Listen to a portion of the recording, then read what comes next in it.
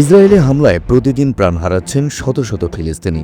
খাদ্য আর বাসস্থানের অভাবে এই মুহূর্তে গাজায় তৈরি হয়েছে চরম মানবিক সংকট। বিশ্লেষকদের দাবি, অতি দ্রুত পর্যাপ্ত ত্রাণ সরবরাহ করা না গেলে অচিরে না খেয়ে মারা যাবে গাজার হাজারো মানুষ।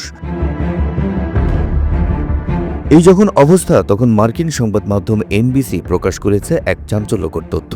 সংবাদ মাধ্যমটি জানায়, গাজা উপত্যকা থেকে 10 লাখ ফিলিস্তিনিকে স্থায়ীভাবে লিবিয়ায় পুনর্বাসন করতে চান ডোনাল্ড ট্রাম্প। তারপর গাজাকে পুনর্গঠন করে এটিকে একটি পর্যটন অঞ্চল হিসেবে গড়ে তোলার ইচ্ছে রয়েছে তার। এরই মধ্যে তার এই ইচ্ছা পূরণে কাজও শুরু করে দিয়েছে ট্রাম্প প্রশাসন। এই পরিকল্পনার সঙ্গে জড়িত 5টি সূত্রের বরাত দিয়ে এই খবর জানায় এনবিসি।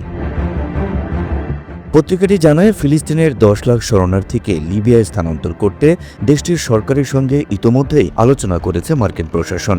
ইসরায়েলও এই আলোচনার ব্যাপারে অবগত আছে। এখন লিবিয়ার সরকার রাজি হলেই ফিলিস্তিনিদের পুনর্বাসনে কাজ শুরু করবে বলে জানায় সূত্রটি।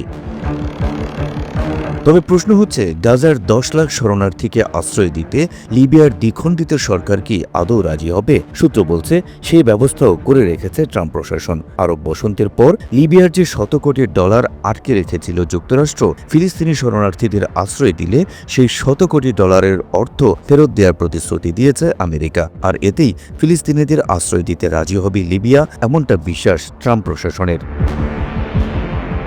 এদিকে ট্রাম্প প্রশাসনের এমন উদ্যোগের চরম নিন্দা জানিয়ে বিবৃতি দিয়েছেন হামাসের সিনিয়র নেতা বাসেম নাইম। তিনি বলেন, ফিলিস্তিনিরা তাদের জন্মভূমি আঁকড়ে ধরে থাকবে। এই ভূমি, পরিবার ও ভবিষ্যৎ প্রজন্মের জন্য তারা সর্বোচ্চ ত্যাগ স্বীকারে প্রস্তুত।